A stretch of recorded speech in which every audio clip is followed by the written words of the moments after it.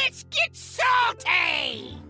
Everyone, Zeddy here again today with a brand new video, and the most recent mini set in Hearthstone, Heroes of StarCraft, has been pretty much a huge success. People have been enjoying it. There's complaints about stuff, of course, certain cards being a little too good, but I wanted to go over why I'm a little concerned that this mini set, which again, short term has been very successful, popular, could lead to pretty major headaches for the Hearthstone team, like, you know, in a couple of weeks, maybe in a month or so, when that next expansion comes out, because we've never seen anything quite like what's going on right now, where this mini set has been so impactful, so meta-defining.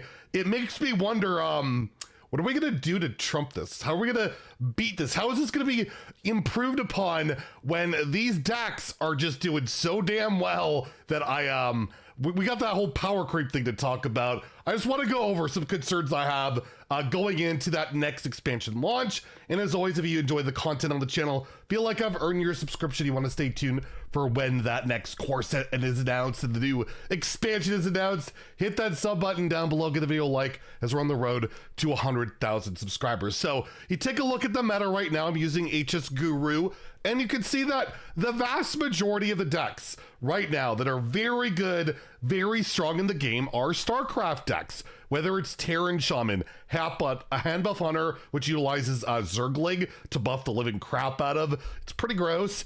Swarm Shaman, which also uses Terran cards, Zerg Death Knight, aggro, Zealot Priest, that's right, Protoss Priest is getting up there. Might want to do another Protoss Priest video tomorrow. Let me know, do you want to see another Protoss Priest video? Because this version looks like legit good, like really good. Location Warlock, Zerg DK, one of the only older decks, which does run some Protoss cards.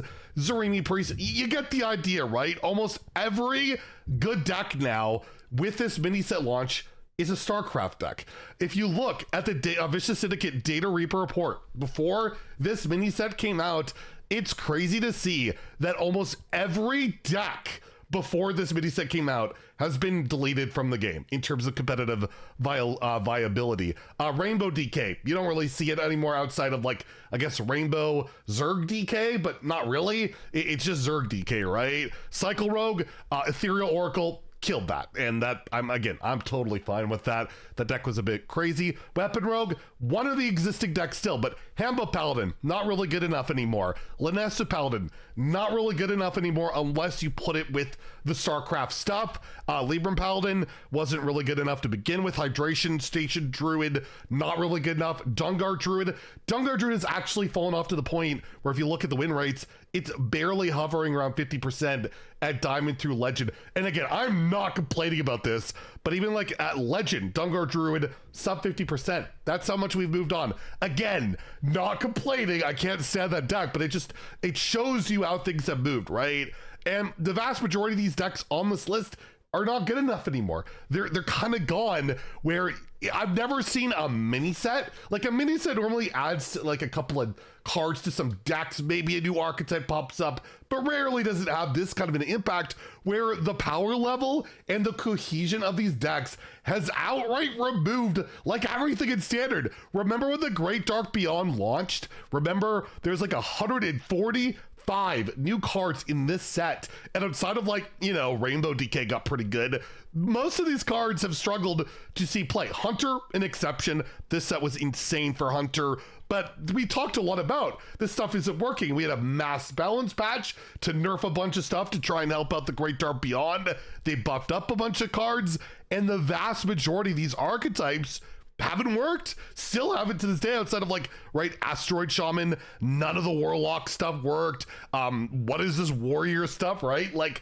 that set, which had what, 4 times, well, not 4 times, it's like over 3 times the amount of cards, had pretty minimal impact to the game. And then we go to Heroes of StarCraft, which is less than 50 cards, has changed the game more in any way you can imagine. And short term, I think that's been really fun. A lot of people really join the StarCraft cards, myself included. Terran Warrior, one of my favorite decks in a while. Location Warlock, one of my favorite decks.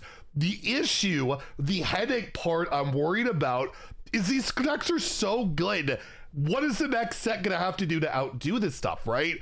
Like, the reason I think this mini set in particular is so strong is the way it abuses tutoring in particular. Nidus Worm, Chrono Boost, and Liftoff effectively guarantee that you're drawing all of these incredibly powerful cards, right? Every card released in this mini set, standalone, like I said in my initial preview, in a vacuum, are incredibly powerful. My worry was there's not enough of them to make this mini set work. I was worried this mini set wasn't gonna work at all. Instead, it's working so unbelievably well because you can't really miss the cards. Your tutors draw your tutors. Your tutors draw all the insane cards, and then you win or you lose, right? Because your opponent also tutored. It's all brought in by these cards. I think Nidus Worm, Chrono Boost, and Liftoff are the reason this mini set works this way. And short term, it's great. Again, it's made this mini set feel pretty powerful. It's been fun. A lot of people are really enjoying it, still enjoying it. And again, short term, I think it's fine. My concern comes in when we have the next expansion, right? We have that Emerald Dream expansion coming, which is going to be like dragons and apparently old gods. Who knows what they're going to do? But they're not going to be Zerg cards. They're not going to be Terran cards. They're not going to be Protoss cards. They're very unlikely to synergize very well with any of this stuff. And if this stuff is so really super strong like it is now, unless that new set is bonkers in power level, it's going to be really hard to beat out these cards, right? Like, how are you beating out these Zerglings getting to ginormous sizes, whether it's Hunter or Death Knight with the Infestor, or just the amount of damage you could push with either your starships or your Protoss cards? Like, I'm actually kind of weird. We just had that patch where they're like, we want to bring power level down. You know, it might take a bit of time, but we're looking at doing that. And then Heroes of StarCraft comes out and is like the most powerful thing I think we've ever seen in Standard outside of like United and Stormwind, but it's been a lot more palatable, stomachable, not only because the cards are pretty fun to play, but for the most part, they fight for board. Even the Infestor and like Viper, it's still all board-based stuff. The major exception to that rule is Colossus, which is one of the weaker archetypes out there, although I still see Reddit threads about it. And then Templar, right? Which can OTK and does OTK out there. But overall, it's promoted the style of gameplay that people like. So short term, Heroes of StarCraft's been great. I'm just worried that, you know, going into the next rotation where power level is going to come down considerably with the Titans leaving in particular, that the StarCraft stuff is going to be even better. If you think about it, it's going to have less counters. Like, I feel like they're probably going to need to tone down the StarCraft set going into rotation. And the thing is, with a set like this, it's really easy to tone down. It's all self-contained. All you have to do is, like, you know, if a couple of the outliers and then boom, StarCraft stuff's all of a sudden not that great in comparison to the new stuff. So it's a pretty answerable thing with the way this set is so parasitic, so self-contained that, yeah, if it's too good going into rotation, they could just nerf a few cards and bring it all down, like across all factions, across all classes. But I think it is something to be, you know, something to consider. And there's also just the fatigue factor of Heroes of StarCraft, as I mentioned, with the parasitic mechanics, you know, everything feeling the same with the, I've already noticed that in particular, every game feels very samey with all the tutoring going on, that will also wear out its welcome.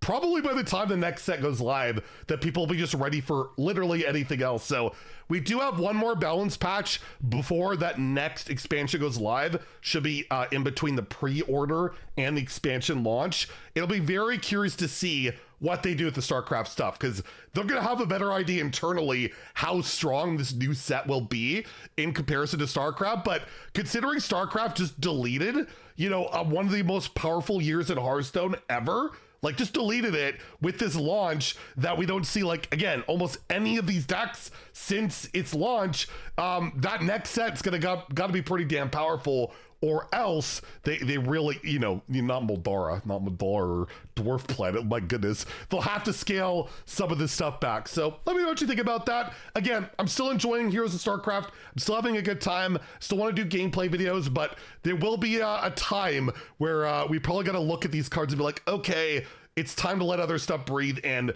the only way to do that is kind of bring the whole party down with the overtuned insane power level slash tutoring in particular is just pretty bonkers. Anyways, let me know what you think about this in the comments down below. Let me know, do you want another Protoss Priest gameplay video tomorrow? And if you enjoyed the video, please like and subscribe. Have a great day and stay salty, my friends.